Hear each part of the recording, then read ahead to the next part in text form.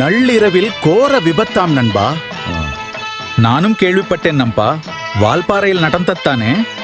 தற்போது வர 10 பேர் இறந்து விட்டார்களாம். இன்னும் சில பேர் கவலைக்கிடமா இருக்கிறார்களாம். இறந்தவர்கள் பனைவரும் கேரளாவில் இருந்து வந்த சுற்றுலா பயணிகள் நண்பா. I have heard of the tragedy, brother. This is deeply saddening.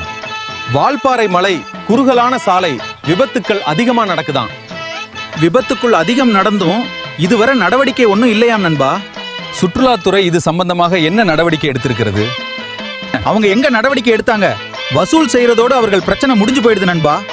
வாகன ஓட்டிகளுக்கு சுற்றுலாத்துறை விழிப்புணர்வுகளை செய்ய வேண்டும். விபத்துக்களை குறைக்க வேண்டும்.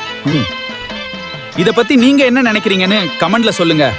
மறக்காம வீடியோவை ஷேர் பண்ணுங்க. நாளைக்கு பார்க்கலாம்.